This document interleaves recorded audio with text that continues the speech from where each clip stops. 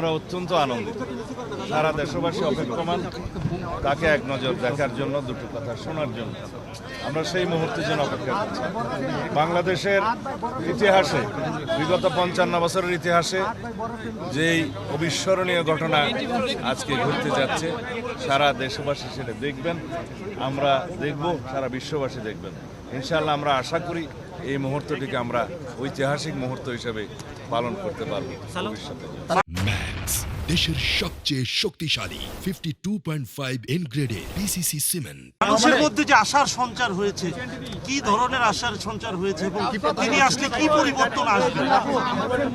আমরা দীর্ঘ 16-17 বছর অবিরাম সংগ্রাম করেছি, আন্দোলন করেছি গণতন্ত্রের জন্য, ভোটাধিকার ফিরে পাওয়ার জন্য। সেই গণতান্ত্রিক আন্দোলনের সমাপ্তি হয়েছে ছাত্র গণ অভ্যুত্থানের মধ্য দিয়ে। ফ্যাসিবাদের পতন হয়েছে, ফ্যাসিস্ট পালিয়েছে, অবরুদ্ধ গণতন্ত্র অবমুক্ত হয়েছে। আমরা সেই রকম একটি আবহে আজকে একত্রিত হব। বাংলাদেশের এই মুহূর্তটি অবশ্যই অবিস্মরণীয়। বিশ্বের যারা গণতান্ত্রিক বিশ্ব, যারা গণতন্ত্রের জন্য লড়াই সংগ্রাম করেছে, তাদের জন্য এটা একটু উপমা হবে। ধন্যবাদ। তারেক রহমান দেশে ফিরছেন, দেশে এখনো বিভিন্ন ধরনের বিশৃঙ্খলা দেখা যাচ্ছে। গতকাল মগবাজার ফ্লাইওভার থেকে বোমা হামলায় একজন নিহত হয়। এই বিষয়গুলো আসলে কিভাবে, এই ধরনের পরিস্থিতি আসলে কেন হচ্ছে? ষড়যন্ত্রের পরিসমাপ্তি হবে কিনা? ফ্যাসিবাদী শক্তি এবং তাদের দোসররা দেশে এবং বিদেশে সক্রিয়।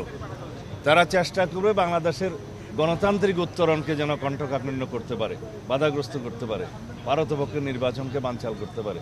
অবশ্যই সেটা দুঃস্বপ্ন, আপনারা সেটা সামনে দেখতে পাবেন। যারা এই সমস্ত অগণতান্ত্রিক প্রক্রিয়ায়, সন্ত্রাসী কায়দায় বাংলাদেশের গণতান্ত্রিক অগ্রযাত্রাকে বাধাগ্রস্ত করতে চাইবে, তাদেরকে আমরা সম্মিলিতভাবে সকলকে নিয়ে প্রতিহত করব ইনশাআল্লাহ। দেশবাসীর কাছে সহযোগিতা কামনা করি। গণতান্ত্রিক উত্তরণের পরে বাংলাদেশের সত্যিকারভাবে বৈষম্যহীন এবং একটি গণতান্ত্রিক শক্তিশালী রাষ্ট্র বিনির্মাণ, সুশাসনের রাষ্ট্র প্রতিষ্ঠা করার জন্য সকলের সহযোগিতা চাই।